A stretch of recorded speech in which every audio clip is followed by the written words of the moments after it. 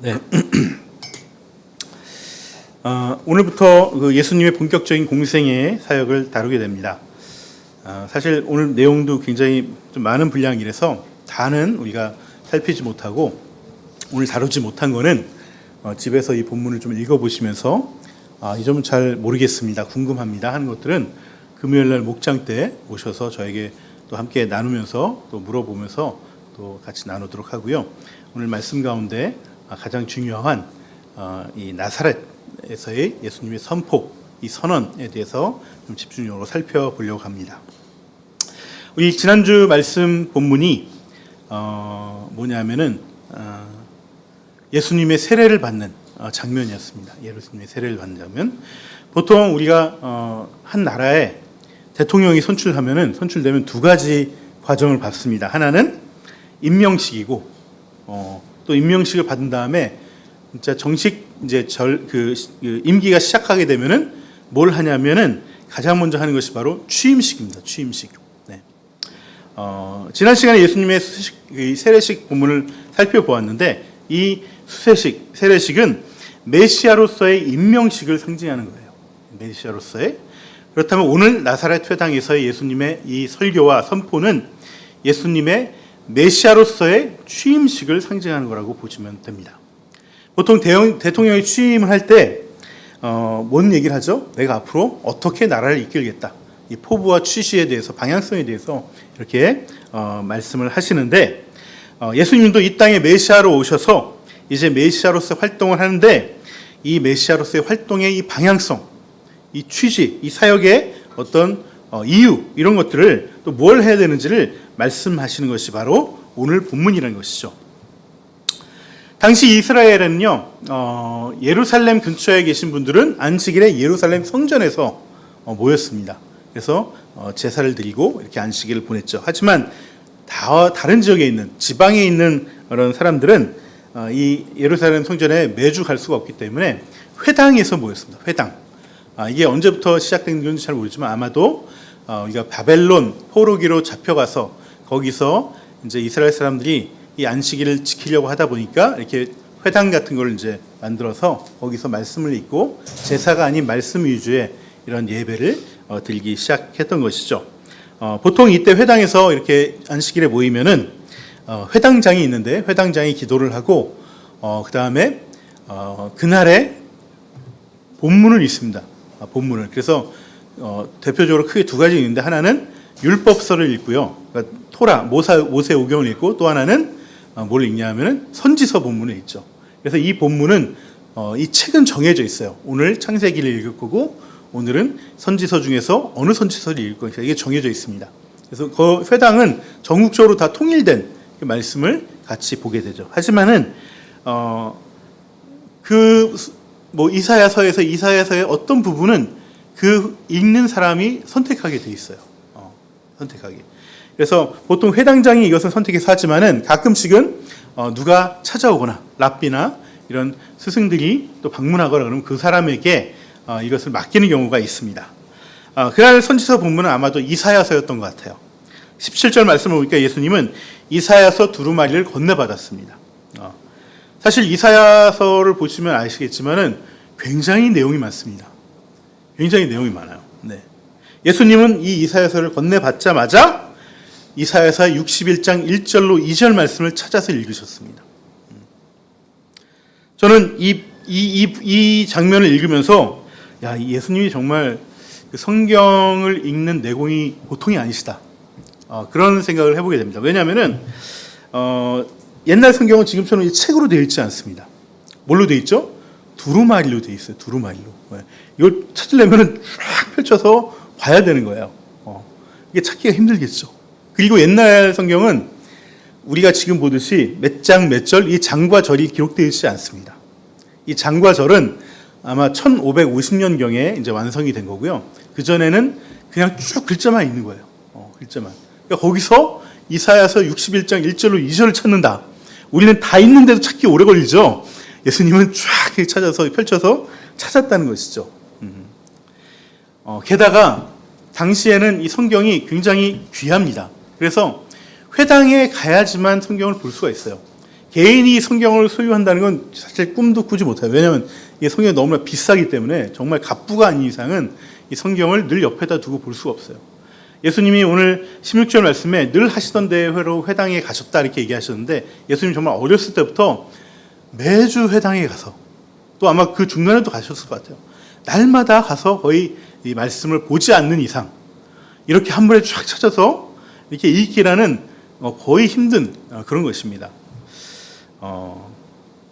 이렇게 열악한 독서 환경 속에서도 예수님은 이 성경을 잘 이렇게 친숙하셨고 잘 보실 수 있었다는 거예요. 요즘 저희가 이제 성경 맥독을 하고 있는데 참 편하게 성경을 보고 계시죠? 네. 저는 그걸 준비하려고 굉장히 애를 쓰고 있습니다만 아무튼 편하게 보고 계신데, 아마 이 시대가 참 편리한 환경에서 우리가 성경을 읽을 수 있는 것이 또 큰 복이죠. 그래서 우리가 정말 이 복이 있을 때 성경과 좀 더 친해지고 성경을 좀 더 내 삶에 스며들 수 있도록 날마다 성경을 가까이 하고 성경을 보는 그런 신앙생활을 하면 좋겠습니다. 아무튼 예수님은 이날 이사야 선지자가 예수님을 예언했던 그 본문을 찾아서 읽으셨던 거예요. 그래서 스스로 메시아로서 내가 이 땅에 오신 취지와 앞으로의 포부를 선포하신 것입니다. 그럼 이사야 61장 1절로 2절 말씀이 어떤 말씀일까? 우리 다시 한번 읽어볼까요? 이 주보에 있습니다. 말씀 암송 구절에 있습니다. 네, 우리 다시 한번 읽겠습니다. 주님의 영이 내게 내리셨다. 주님께서 내게 기름을 부으셔서 가난한 사람에게 기쁜 소식을 전하게 하셨다. 주님께서 나를 보내셔서 포로된 사람들에게 해방을 선포하고 눈먼 사람들에게 눈뜸을 선포하고 억눌린 사람들을 풀어주고 주님의 은혜의 해를 선포하게 하셨다. 네, 여러분 이 문장을 좀 분석해 보시면은 먼저 주님의 영이 나에게 오셨다는, 내게 내리셨다는 것은 내가 세례를 받았다는 걸 얘기하는 거예요. 세례를 받았다는 거. 또 내게 기름을 부으셨다는 건 뭐냐면 내가 메시아가 되었다는 걸 얘기하는 겁니다. 메시아라는 것의 원뜻이 기름 부음 받은 자라는 뜻이에요.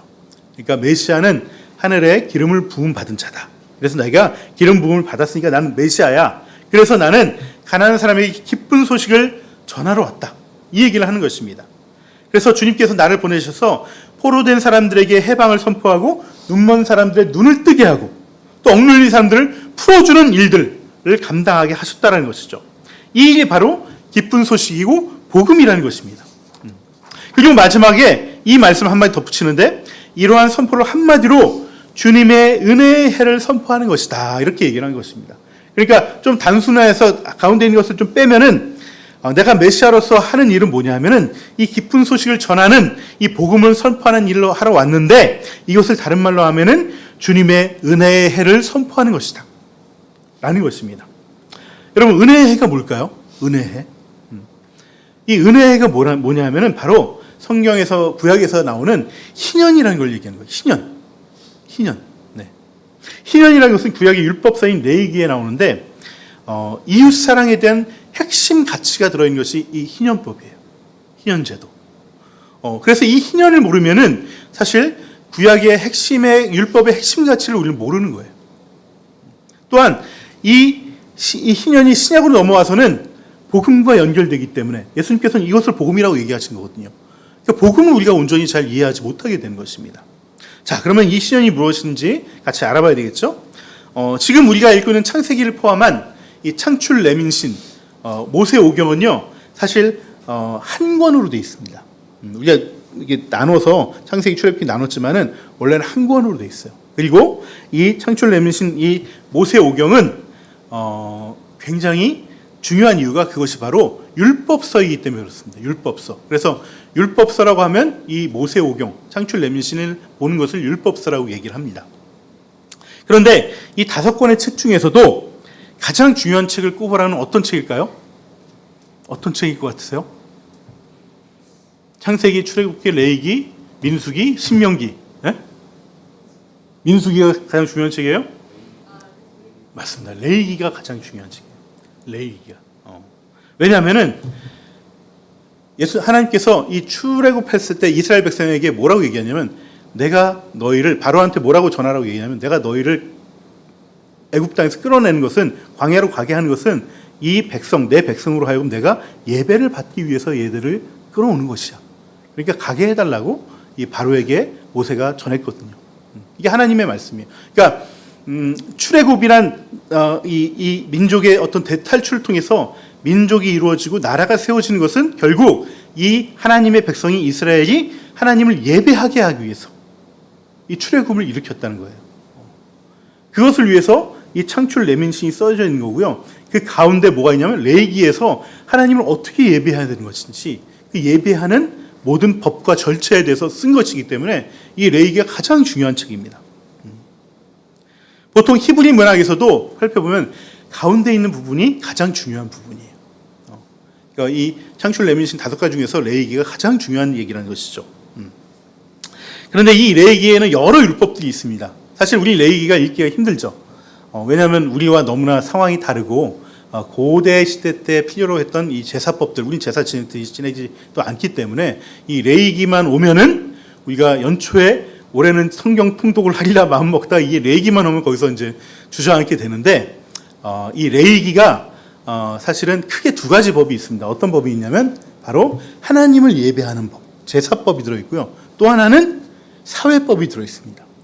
하나님을 사랑하는 것에 대한 표현을 제사를 통해서 우리가 어떻게 해야 되는가가 적혀 있다면은 하나님을 사랑하듯이 이웃을 사랑해야 되는데 이웃을 어떻게 사랑할래? 너희들이 최소한 지켜야 될 게 있단다 하고 주신 것이 바로 레위기 안에 있는 사회법들이에요. 사회법들. 그래서 우리가 10계명을 보시면 10계명도 하나님과의 관계, 1계명부터 4계명은 하나님과의 관계의 법이고 5계명부터 10계명은 내 이웃과의 관계의 법이 들어있잖아요. 그렇듯이 레위기도 이 2가지 법이 들어있다는 것입니다. 그런데 이 사회법 중에서 가장 정수가 되는 부분, 가장 핵심 중에 핵심이 바로 희년법이라는 거예요. 희년법. 희년법. 이 희년이라는 것은 뭐냐면은 50년마다 돌아오는 이 연이 희년이에요. 희년. 우리가 보통 안식일은 며칠마다 한 번씩 돌아오죠? 일주일마다 한 번씩 돌아오죠. 그래서 토요일 날, 우리로 따지면 금요일 날 저녁부터 토요일까지 이렇게 드리는데, 일주일마다 한 번씩 돌아옵니다. 근데 안식일만 지키라고 하지 않으셨어요, 하나님께서. 또 뭘 지켰냐면, 안식년을 지키라고 했습니다. 안식년. 안식년은 뭐죠? 7년마다 한 번씩 돌아오겠죠. 7년마다 한 번씩 너희들 아무것도 하지 마.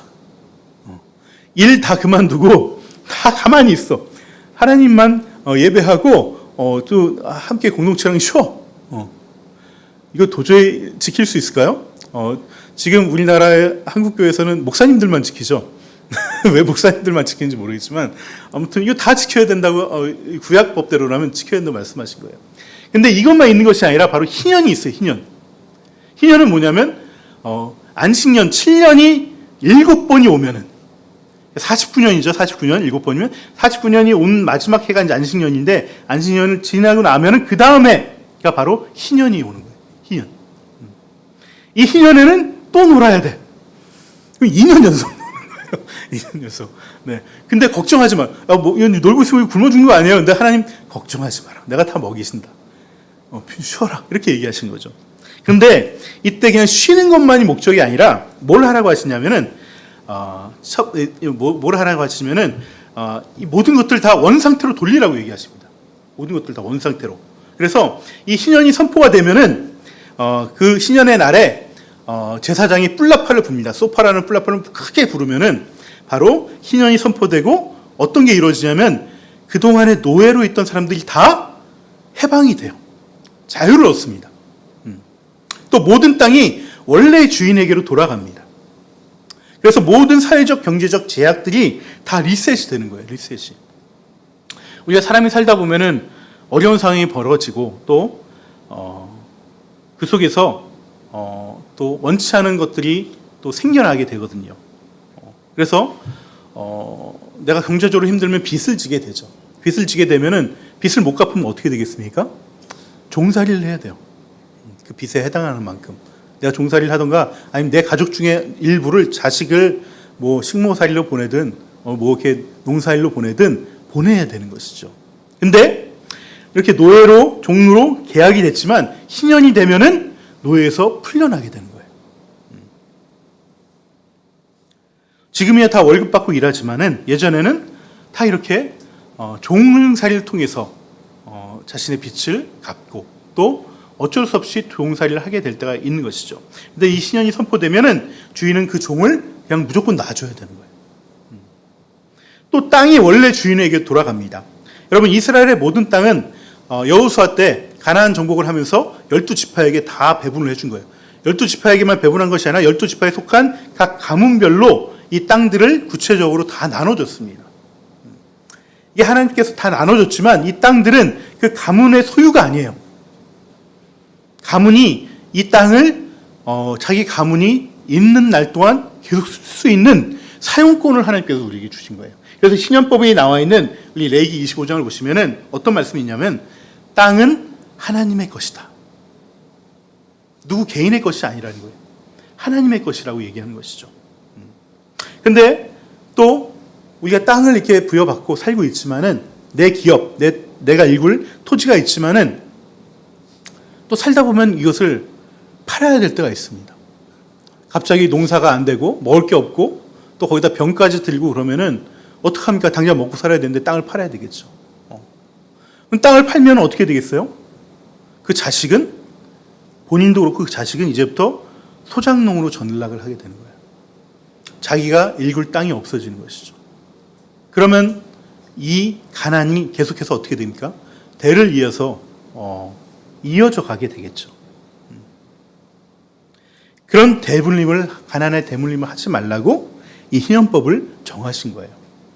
희년이 선포되면 아버지가 땅을 팔았어도 그 자식 때에는 그 가문의 땅을 다시 돌려받을 수 있어요. 아버지가 팔아서 우리 집은 땅도 없는 집이야. 이제 남의 집, 남의 땅이나 계속 일구며 살아야 돼가 아니라 희년이 선포되고 50년이 지나면은 그 땅을 다시 돌려받게 되어 있습니다. 그래서 이 땅으로 인한 이 부의 축적이 한 사람에게 몰리지 않도록 제도적으로 만든 것이 바로 희년법이에요. 한번 소작농이 되면은 사실은 뼈 빠지게 농사를 져도 무조건 30% 40% 뛰어가기 때문에 점점 더 이 가난에 쪼달리게 됩니다. 반면에 지주들은 점점점 돈이 많아지기 때문에 또 돈을 빌려주고 땅으로 받을 수가 있게 되죠. 그래서 부익부 빈익빈이 심해지게 되는 것입니다. 그렇게 되지 않도록 하나님께서 제도적으로 땅을 영원히 사고 팔지 못하도록 한 것이 바로 희년법이에요. 또 빚진 것이 있으면 모든 것이 다 탕감이 됩니다. 저도 젊었을 때 사업을 하다가 실패해가지고 신용불량에 걸리고 또 파산까지 하기도 했었는데 그런 일을 겪더라도 50년에 한 번은 탕감이 되는 거예요. 내 일생에 한 번은 새 출발할 기회를 주는 것이죠. 이게 바로 희년제도라는 거예요. 이 모든 것이 거저 주는 것이기 때문에 희년을 다른 말로 은혜의 해다라고 얘기를 하는 것입니다. 저는 이 희년제도야말로 정말 혁명적인 제도가 아닌가. 오늘날에도 이 제도 도입하기가 어렵습니다. 근데 3000년 전 그 고대 시대에, 고대 사회에 하나님의 말씀으로 이 제도가 만들어지고 기록이 되고 시행이 됐다는 것은 이 성경 하나님의 말씀이 인간이 쓴 책이 아니라는 것을 증명하는 거예요. 그런데 문제는 구약의 이스라엘 백성들은 점점 이 희년제도를 스스로 무너뜨려 나가기 시작했어요.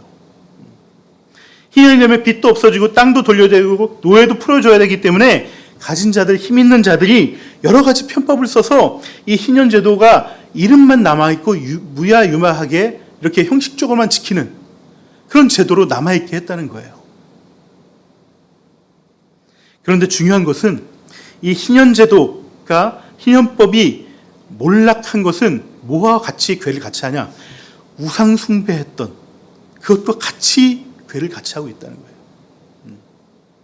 이스라엘의 우상숭배가 심해질수록 이 희년법도 점점점 무너지기 시작한 것이죠.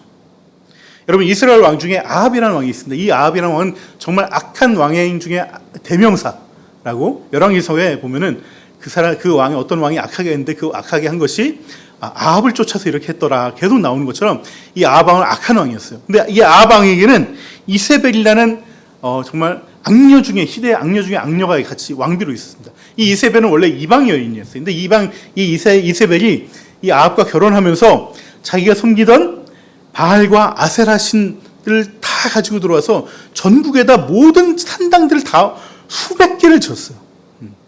그리고 그뿐만 아니라 바알과 아세라를 섬기는 선지자들, 그 제사장들을 거의 수천 명을 육성을 했어요. 그래서 자기 어떤 사병 조직처럼 이렇게 조직화시켰던 것이죠. 그래서 하나님께서 엘리야를 보내서 어떻게 했습니까? 갈멜산에 가가지고 이 바알과 아세라 선지자 850명과 850대 1로 싸워서 이기게 하신 거잖아요. 그래서 그 모든 선지자를 다 목베어 죽였던 그러한 일이 있습니다. 그럼에도 꺾이지 않고 아니 내 선지자들 이 엘리야가 죽여? 그래서 이 엘리야를 잡으려고 전국에 수배령을 내리고 이것 때문에 이 엘리야가 두려워서 멀리까지 도망가는 그런 일이 또 있기도 했습니다. 이렇게 지독한 우상숭배를 했던 아합과 이세벨은요 그래도 하나님 참으셨어요. 근데 정말 참지 못한 일이 벌어졌습니다. 그게 뭐냐면 아합이 자기 여름 궁전을 졌어요. 여름 별장 궁전을 진 것이죠. 별장 궁전을 져서 별장에 딱 갔는데 궁궐은 있는데 정원이 없는 거야. 그래서 정원이 쓸만한 땅이 없을까 이렇게 보는데 저기 포도밭이 하나 있는데 그 포도밭이 너무나 예뻐 보이는 거예요. 야, 저거를 내 포도밭으로, 내 정원으로, 이 궁궐의 정원으로 좀 만들어야 되겠다. 그래서 저 포도밭 주인 누구냐 했더니 나봇이라는 사람이란 거예요. 그 사람한테 얘기한 거죠. 내가 돈은 후하게 쳐줄 테니까 이 땅 나한테 팔아. 그러면은 오늘날 우리 같으면 어떻게 했습니까? 갑자기 내가 농사 짓는 땅의 옆에 갑자기 뭐가 확 생겨가지고 내 땅값이 엄청 올랐어요. 그래서 이 땅을 팔으라고 하는 거야. 아이고 얼씨나 감사하고 팔았겠지만 나봇은 팔지 않았습니다. 왜 안 팔았을까요? 땅은 하나님의 것입니다. 내가 마음대로 팔 수 없습니다. 난 팔지 않겠습니다. 그렇게 했던 것이죠. 그러자 이 아합은 이 땅을 갖고 싶어서 너무나 이제 갖고는 싶고 얘는 팔지는 않겠다고 어떻게 해야 되지? 전전긍긍을 하는 거예요. 이 전전긍긍하는 모습을 이세벨이 보자 뭐라고 했냐면 참 딱하십니다. 당신이 이스라엘 왕 맞습니까? 왕이면 그냥 가져가면 되는 것이지 뭘 그거 갖고 전전긍긍을 하십니까? 그러면서 이세벨이 건달 2명을 증인으로 세워서 이 나봇이 하나님을 욕하고 왕을 모독했다라는 거짓 증언을 하게 해서 이 나봇을 돌로 쳐서 죽여버립니다. 그리고 그 땅을 뺏어버리죠. 이 사건을 보고 하나님이 진짜 극도로 진노하셨어요. 그래서 이 나봇이 억울한 죽음을 당한 것처럼 아합과 이세벨도 죽어서 너희들도 장사조차 지내지 못할 거야. 나봇이 이렇게 처참한 죽음 당했던 것처럼 너도 길거리에 벌어져서 개들이 와서 네 시체를 핥아먹을 거야 라고 엘리야를 보내서 저주를 선포하게 된 것이죠. 그리고 말대로 곧 전쟁이 일어나고 아합은 그 전쟁터에서 죽고 또 이세벨도 죽고 그들의 시신은 예전에는 시체를 장사하지 못하는 굉장히 큰 모욕으로 여겼거든요. 길거리에 버려지고 개들이 와서 그 시체를 핥아먹는 그런 일이 벌어졌습니다. 그리고 아합의 자손들도 다 멸절이 돼서 이 북이스라엘에서 아합 왕조가 끊어져요. 하지만 이런 악행은요 단지 하나의 예일 뿐입니다. 결국 이스라엘이 멸망한 이유는 우상 숭배와 더불어서 희년 제도가 곳곳에서 무너졌기 때문이에요. 그리고 부익부 빈익빈이 극심해졌기 때문에 하나님의 심판이 내려져서 아예 그 땅에서 쫓겨나게 된 것입니다. 그만큼 하나님은 하나님의 백성이 희년 제도를 하나님께 예배드리는 것만큼 소중하게 여기길 원했어요. 그래서 희년은 희년을 어기는 죄를 우상 숭배의 죄만큼 중요하게 여기고 엄하게 보았다는 것입니다. 그런데 이사야 선지자가 예언하기를 너희 이스라엘은 이렇게 희년법을 어겨서 심판을 받아서 망했지만 언젠가 메시아가 오시면은 이 은혜의 해, 이 희년을 다시 선포할 거라고 자기 예언서에 기록을 한 거예요. 그리고 예수님은 자기 취임식의 말씀으로 바로 이사야 선지자의 이 예언의 말씀을 읽고 내가 메시아로 왔으니 이제 이 성경의 말씀이 너희 귀에 응했도다, 성취됐도다 얘기하면서 너희 중에 가난한 자가 있느냐? 내가 기쁜 소식을 전할 것이다. 너희 중에 포로된 자가 있느냐? 내가 해방시켜 주겠다. 너희 중에 눈먼 자가 있느냐? 내가 눈을 뜨게 해주겠다. 너희 중에 억눌린 자가 있느냐? 내가 그 억눌린 사람을 풀어주겠다라고. 그래서 이 메시아를 통해서 이 신년이 선포하게 하겠다고 말씀하신 것입니다. 이렇게 주님은 메시아로서 이 땅에 오신 이유가 바로 구약시대 때 무너졌던 희년을 다시 세우시겠다고 오신 것이죠. 그러면 예수님은 도대체 어떤 방법으로 이 희년을 이루어 가셨을까요? 네. 가난한 자에게 기쁜 소식이라면 가난한 자에게 평생 먹을 빵이라도 주셨을까요? 아니면 당시 유대 땅에 있던 모든 소경들의 눈을 뜨게 해주셨을까요? 아니면 모든 포로된 자들을 노예에서 해방시켜 주셨을까요? 여러분, 예수님이 가난한 자에게 빵을 먹이신 건요, 오병이어와 칠병이어 기적 2번밖에 없었습니다. 그나마도 오병이어의 기적을 베푼 다음에 그 다음날 사람들이 다시 빵 좀 주세요 찾아왔는데, 야, 너는 왜 너무 공짜 바라는 거 아니야? 나 못 줘. 그러면 돌려보냈어 다. 그러면 오늘 말씀에 나오는 이 희년, 이 너희들 듣는 가운데 성취되었다는 것은 도대체 무슨 뜻일까? 그것은 예수님이 전하신 이 기쁜 소식, 복음이 구약의 희년을 궁극적으로 이루고 성취하는 그 가치와 내용을 담았다는 것을 말하는 거예요. 그래서 신약 성경에는 이 본문 외에는 희년 이야기가 나오지 않습니다. 대신 그 복음이 희년을 성취한다고 말씀하고 있는 것이죠. 그래서 복음을 이야기할 때 희년이 말하는 이 자유를 계속해서 말하는 것이에요. 예수님께서도 요한복음에서 이렇게 얘기했습니다. 진리를 알지니 진리가 너희를 자유케 하리라. 이 복음의 진리를 알게 되면은 너희가 매였던 곳에서, 종됐던 곳에서 풀려난다는 거예요. 사도 바울도 갈라디아서 5장 1절에서 그리스도께서 우리로 자유케 하시려고 자유를 주셨으니 그러므로 굳세게 서서 다시는 종의 명예를 매지 말라고 얘기하십니다. 이 자유, 이 복음이 주는 자유가 바로 희년이 선포했던 자유이기 때문에 그런 것이에요. 그래서 우리는 예수님이 우리에게 주셨던 이 복음, 가르치셨던 복음을 깊이 알고 그 복음을 살아갈 때 우리의 삶의 모든 영역이 자유함을 누리는 희년을 누리게 된다는 것이에요. 하지만 예수님이 이 진리를 알라고 하신 이유는 또 이 진리가 진리를 떠나서 다시 종의 멍에를 매지 말라는 이 바울 사도의 얘기는 이 복음을 살아가는 것이 쉽지 않다는 것을 얘기하는 것입니다. 그래서 이것을 강조하는 거예요. 우리에게 복음이 은혜로 주어졌지만은 이걸 또 누리는 것은 또 다른 문제라는 거예요. 거저 주어졌지만은 거저 주어진 것을 우리는 또 버려둘 때가 많다는 것입니다. 오늘 본문에서도 이 희년을 너희들 가운데 임하였다는 선포를 듣고 나자 사람들의 반응이 어땠나요? 한마디로 이 말씀을 다 배척해버렸죠. 싫어하고 심지어 이 말씀 때문에 예수님을 낭떠러지로 밀어뜨려서 떨어뜨려 죽이려고까지 했습니다. 사람들은 왜 이 좋은 말씀을 배척하고 이 말씀을 선포한 예수님을 죽이려고까지 했을까? 그것은 바로 이 복음의 말씀을 영의 말씀으로 듣지 않고 자기만을 위한 육의 말씀으로 들었기 때문에 그런 거예요. 무슨 말이냐면 이 복음의 진리에 희년의 선포에 감격과 은혜로 이 말씀을 받은 것이 아니라 일단 예수님이라는 그 사람을 보고서 일단 무시하기 시작한 거예요. 이 예수님은 나사렛에서 자라셨어요. 근데 어느 날 내가 메시아라고 그러니까 여러분 지금도 제가 어렸을 때 시골에 가면은 시골 사람 다 알더라고요. 서로를 다 알아요. 네. 그러니까 뭐 숟가락 몇 개까지 다 알고 쟤 누구고 다 알아요. 그 사람의 역사까지 다 알고. 지금은 뭐 많이 달라졌겠지만 예전에 이 나사렛이라는 동네는 진짜 촌동네. 이 갈릴리는 굉장히 못 사는 지역이었고요. 이 나사렛은 이 갈릴리 중에서도 가장 못 사는 우리로 치면 마을이에요.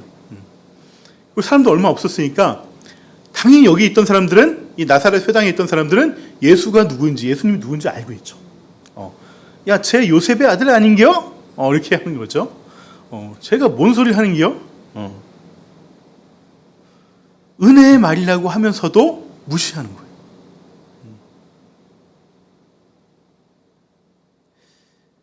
이거를 우리가 사실 조심하셔야 됩니다. 우리가 말씀을 또는 이 말씀 좀 드리기가 좀 조심스럽지만 이 목회자의 말을 그냥 앞에서 은혜로 받지만은 무시하는 경우들이 많이 있습니다. 에이 그냥 뭐 하는 얘기겠지 이렇게 무시하는 경우들이 있습니다. 이거 우리가 조심해야 된다는 것이죠. 여기서 뭐라고 했냐면 사람들이 예수님 뭐라고 얘기하냐면은 너희는 틀림없이 의사야 내 병이나 고쳐라 하는 속담을 끌어다가 나에게 될 거라는 거예요. 이 얘기는 뭐냐면 의사야 네 병이나 고쳐라는 얘기는 너나 잘해. 너나 잘하세요. 내가 너를 아는데 너가 뭘 한다고 이렇게 지금 그 얘기를 하시는 거예요. 하는 뜻이에요. 지금 이 사람들이 그렇게 얘기 안 했는데 예수님은 이 사람들의 심중을 보니까 이게 보이는 거죠. 메시아의 말씀 겉으로는 이렇게 은혜스러운데 하지만은 속으로는 야 너나 잘하세요 라는 것이 예수님은 파악이 되셨던 거예요. 우리가 언어만이 다가 아니죠. 그 사람의 태도와 표정과 그 사람의 행동에서 모든 무의식적인 것이 다 나오기 때문에 사실 다 파악이 됩니다. 그리고 가버나움에서 행한 일도 여기서 해보라는 것은 사실은 예수님이 공생의 활동을 나사렛에서 제일 처음 하신 게 아니에요. 다른 복음서를 보시면 가버나움에서 먼저 기적과 이적을 또 치유 사역을 하시고 축사 사역을 하신 다음에 자기의 고향인 나사렛으로 와서 이 얘기를 한 거예요. 근데 누가는 이 나사렛 선언을 굉장히 중요하게 여기기 때문에 나사렛 선언의 처음 얘기가 뭡니까? 가난한 자에게 복음을 전하기 위해서 왔다는 이 메시아의 사명을 보여주기 위해 잘 설명하기 위해서 가장 가난한 곳 이스라엘에서 이 나사렛에서 활동하신 것을 제일 먼저 적은 것이죠. 근데 사실은 거기를 먼저 거쳐서 오신 거예요. 그러니까 이 사람들이 야 가버나움에서 너 뭔가 뭐 이렇게 이상한 뭐 이렇게 기적과 이적을 했다며 너 여기서도 한번 해봐. 이렇게 한 것입니다. 예수님에게. 하지만 예수님은 이러한 무시를 당하고 배척을 당하고 이런 것에 있어서 그냥 참으시는 분은 아니셨어요. 네. 이런 무시를 오히려 정확하게 짚어주셨죠. 저는 이런 예수님이 참 좋습니다. 예수님은 할 말 하시는 분이에요. 무조건 참으시는 분이 아니에요. 참는 사람이 있고 안 참는 사람이 있습니다. 정말 긍휼히 여긴 사람은 다 참으시고 받아주세요. 하지만 이게 진짜 악한 사람에게는 할 말 다 하십니다.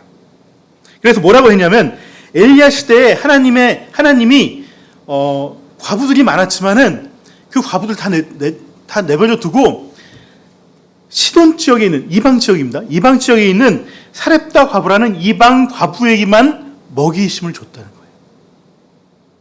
먹을 걸 줬다는 거예요. 또 엘리사 시대에는 그때도 이스라엘에는 이 나병 걸린 사람이 많았지만은 그 사람들 다 내버려 두고 저 멀리 있던 시리아에 있는 나아만 장군에게만 이 병고침의 은혜를 주셨다는 거예요. 이 얘기는 뭐냐면 한마디로 메시아인 내가 여기에 온 것은 이방 사람들을 구원하기 위해서 내가 왔다? 이렇게 얘기하시는 거죠. 이 말씀을 듣던 회당 사람들은 이 말에 완전히 이제 돌아버린 겁니다. 왜냐하면 이 회당을 다 주도하고 있던 사람들은 누구냐면 바리새파 사람들이에요. 바리새파. 예루살렘 성전은 사두개파가 점령하고 있었고요. 이 지방에 있는 이 회당은 바리새파 사람들이 다 점령하고 있었어요. 이 바리새파 사람들은 오직 율법을 지키는 이스라엘만 구원을 받고 이스라엘을 위해서만 메시아가 온다라고 굳건하게 믿고 있었던 것이죠. 그래서 이방인들을 너무나 싫어합니다. 그래서 갈릴리와 예루살렘이 있으면 오갈 때 항상 어디를 사마리아가 가운데 있음에도 불구하고 일로 오지 않고 돌아갔어요. 왜? 여기는 이방 민족과 혼혈 민족이 됐기 때문에. 이방인도 싫어하지만 혼혈도 싫어하는 거예요. 얘네 때문에 이 메시아가 못 온다고 생각할 정도로 이방을 너무나 싫어해요. 이방 사람들을. 그런데 내가 메시아라고 선포했던 예수님이 이방인을 위해서 왔다라고 하니까 분노가 솟구치는 거예요. 예수님을 낭떠러치로 밀어뜨려서 죽이려고까지 했던 것이죠. 희년 선포의 의미를 복음의 의미인 죄에서 해방으로 받아들이고 자신의 죄를 용서하시고 구원하신 은혜로 받아들여야 되는데 이 은혜를 왜 이스라엘이 아닌 다른 이방인들을 위해서 은혜를 베푸냐는 거예요. 왜 내가 아닌 다른 사람을 하나님은 자꾸 얘기하지? 이게 자기중심성, 이게 원죄고 이게 죄의 본질이에요. 왜 나만 좀 이렇게 해줘야지, 나를 우선적으로 해줘야지, 왜 다른 사람을 하겠다고 그러지? 이게 바리새파 사람들의 죄된 모습이라는 것이죠.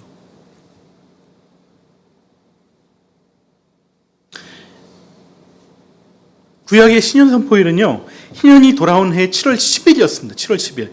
그런데 이 날은 공교롭게도 대속죄일과 같은 날이었어요. 제가 아까 레위기법은 두 가지 법이 있다고 그랬죠? 제사법과 사회법이 있는데, 사회법의 꽃 정점은 희년이에요. 제사법의 꽃은 뭐냐면 대속죄일입니다. 우리가 죄를 지면은 구약시대에는 다 제사를 드려서 죄를 사함받아야 돼요.